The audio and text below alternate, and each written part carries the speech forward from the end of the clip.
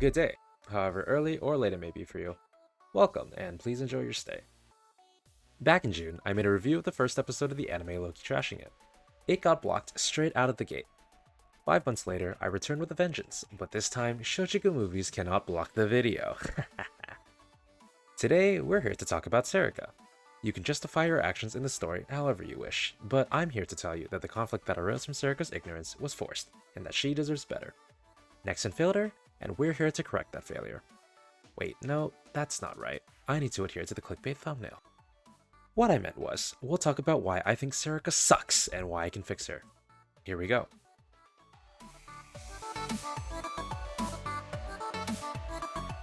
Perhaps you're still unsure if I want the best for Serika. Let's consider what we already appreciate about her.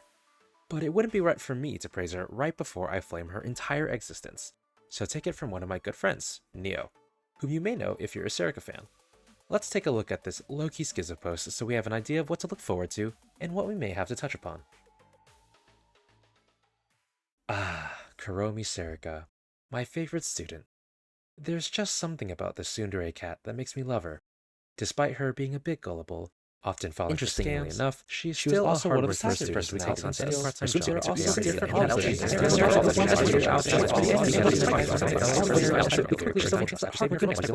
I honestly love that. Every student has their own personality. Also, Fumo. Sincerely, Neo-sensei.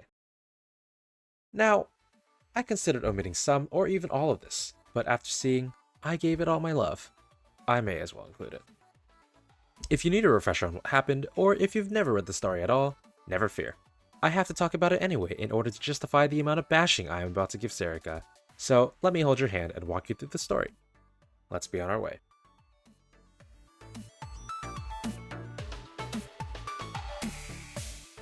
This is the Foreclosure Task Force, the unofficial student council of Abydos High School.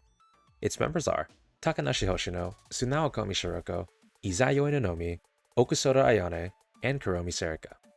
They happen to be the only members of Abydos High as well, the #1 reality TV show in Japan.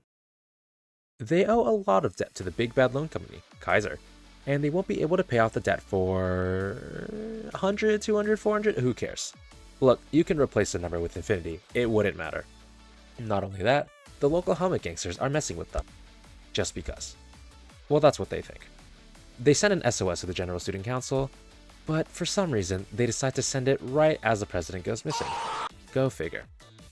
Fortunately for them, because the president is missing, we as Sensei, but nowhere near as good looking as this one, take the request to help them out. When we arrive at the academy, on Shiroko's sweaty back, yes, this detail is important, the school promptly gets attacked by more helmet gangsters. With the help of Sensei Ex Machina, the Foreclosure Task Force makes quick work of them. With their momentum from their landslide victory, they are able to go on the offensive for once and drive the helmet gangsters out for good. Yippee! Now that the helmet gangsters are taken care of, our work here is done. But the debt. Did you forget? No, you didn't, because Sensei doesn't even know about the debt. Not until Serika accidentally lets it slip. Serika tries to keep us out of this debt ordeal, but nobody else understands why. After all, we literally saved their school with our Ex Machina magic, and it's not like Serika wasn't grateful for it. In fact, she thanks us right after she accidentally mentions the debt. So why not let us in on this operation, pay back the infinity debt? She becomes upset that she can't take this back and then storms off. Now, before we talk about why this is stupid, let's justify it first. Why does Serika want to refuse her help? Unless Serika is conspiring with Kaiser. Nah, I'm kidding. It's not too difficult to see why Serika wants to keep this debt to just Abydos. Hell, she even keeps her own part-time job at Shikaseki Ramen a secret to her own friends, let alone anyone else. It's a mix of pride in her own efforts and skepticism as a result of being stuck in this Abydos bubble for so long. As she says herself, Sensei shows up out of nowhere, and just to help them? That sounds a bit too good to be true. But you know how Serika is with things that are too good to be true, so it is a bit ironic. The next day, Serika is still mad at you. I think. She greets you back, then gets upset, then berates you for just wandering around. What'd I do? Fast forward to Sensei continuing to follow Serika, and knowing that Sensei doesn't have that much stamina, courtesy of Nanomi, this says a lot more about Serika failing to run away from a regular adult human. It seems that Serika does manage to shake us off, but it doesn't matter. Hoshino susses out her job location and we go pay Serika a lovely visit. She can't not take our orders, so we order 5 extra large tonkotsu. Just kidding. So why is this stupid? It's good that one of the students gives Sensei a bit of a rough time. I mean, he cares about his students so much where he's starving himself with a 100 yen bread diet? Or is that because of the figurine? Anyway, Serika reacts with such a knee-jerk reaction to the debt problem that she brought up, it doesn't feel real. You may think, they're just high school students, who knows what goes on in their minds? And while I did use this excuse in a different video, I have to become a hypocrite and say no. Serika plays this role as a somewhat naive, somewhat serious one of the bunch, but then inject her with this tsundere because tsundere serum. And what's the point? For Serika to be reasonably against Sensei, why not commit to this from the start? The first time Sensei shows up, half dead on Shiroko's sweaty back, yes, this detail is still important. Serika is rightfully as confused as the others as to what a half-dead adult is doing on Shiroko's back. But once the misunderstanding is cleared and Sensei reveals that he's here to help, Serika will then become suspicious and refuse his help, only to go along with the others because the ambush leaves her no choice.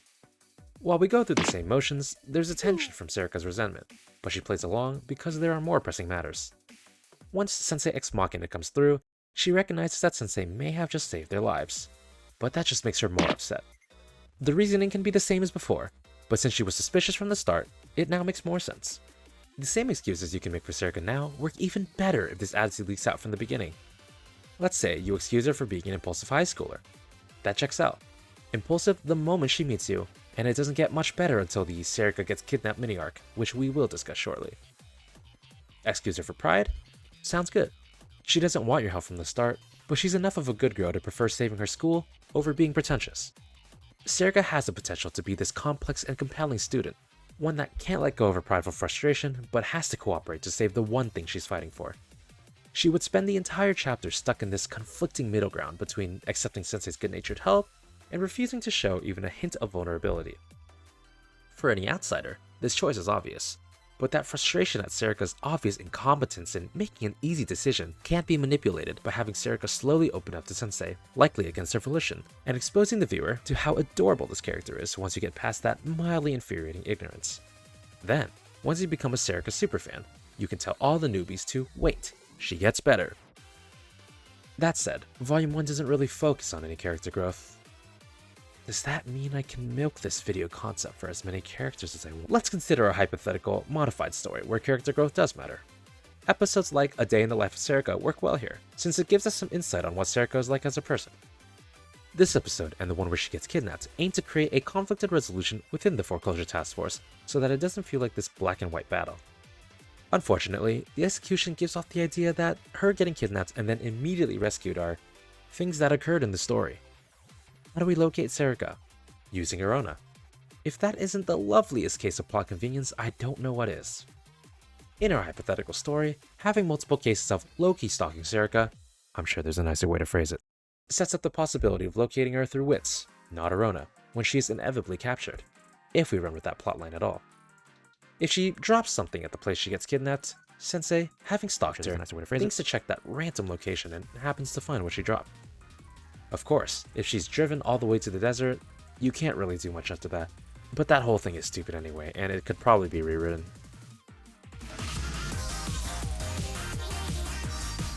Now, where were we? We left off with 5 large tonkotsus. Just kidding, that still did not happen. A good day is wrapped up, and Serika makes her way home. That's not what happens. Welcome one and all to Serika Gets Kidnapped, the mini-arc. This arc lasts 1 episode. After all, this isn't about Serika or her being kidnapped. She gets mad at Sensei, and now she accepts his existence. That's a wrap, ladies and gentlemen. Seriously, Serika isn't even there for the next episode. You served your purpose, little Nekomimi girl. Now go to the infirmary while the big kids discuss the actual important details of the plot. To be fair, Shiroko isn't there either, so I guess this is the No Animal Ears conference. Do you enjoy salt for your wound? I do have a little more for you. The site where Serika gets rescued serves to set up the Black Market mini-arc, meaning that Serika was really not the important part of that scene. But honestly, who else could it have been? Hoshino, Shiroko, Nanomi? Good luck. Ayane wouldn't get captured. So Serika was the only logical choice.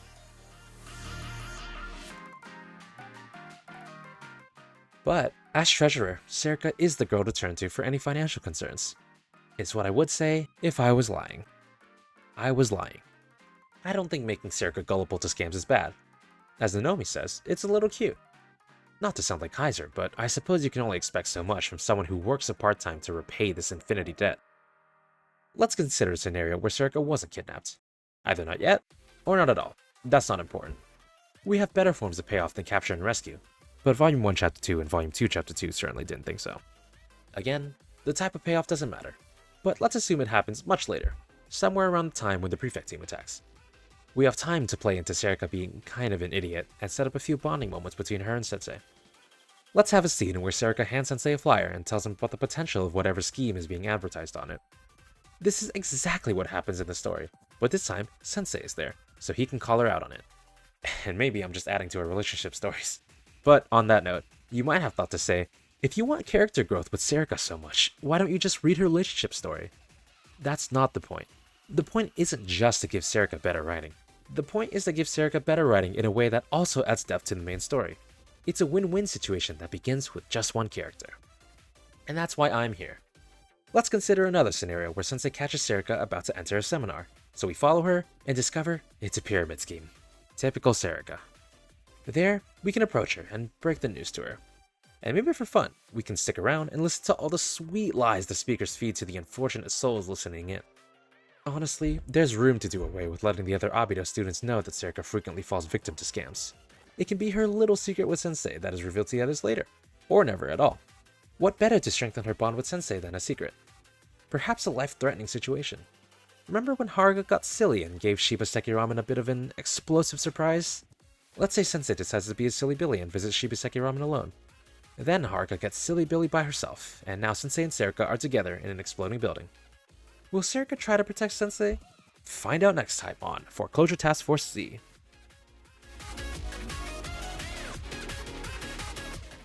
Serika and Problem Solver 68.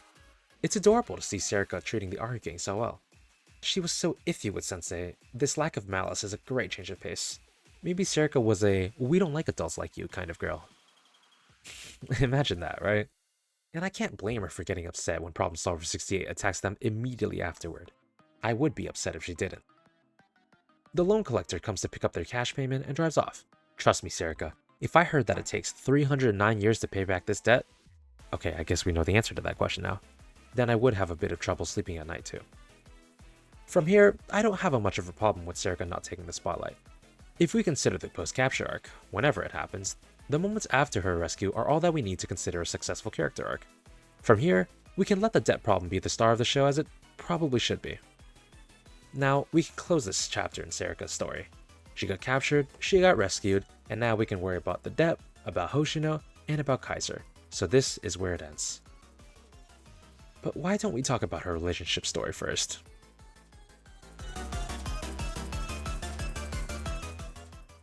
Serika's relationship story has 7 episodes, one of the densest ones, but that doesn't mean it's the best.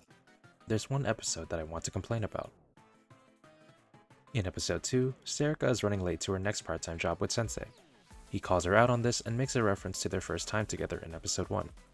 It's a good setup, having Serika work multiple part-time jobs in a single day and calling back to their previous time together. That said, nothing really happens next, which is rather disappointing. Serika has 7 episodes, so they could have combined episode concepts and done away with wasting our time. They worked a night security job and it was boring, so why don't we make something happen so that it isn't boring? Have something rustle by, or something else, as long as it's not nothing. The rest of her relationship story isn't bad. It either builds on Serika's traits, or gives her a cute moment with Sensei. This is what I wanted from the main story, and I understand that it's difficult to fit all this nuance in when you want to get a plot going. But since this is our hypothetical, we can do whatever we want. Now, what did we learn today? Just kidding, that's not the point of the video. Look, Serika has a lot of potential. After writing the script, I have a better idea of what parts of Serika's story that I like and what parts I think could use a little bit of work. Overall, I don't have a massive problem with how Serika was written. After the fact, you can talk about all the flaws you can find reading the story. But when it comes to just enjoying the story with only half a critical eye, or even none at all, the story is fine. However you got to the end of the video, thank you for being here. I don't know why I wrote so much for Serika of all characters. but something about the way she was written forced this video out of me. Until next time, if I can be bothered to do this again.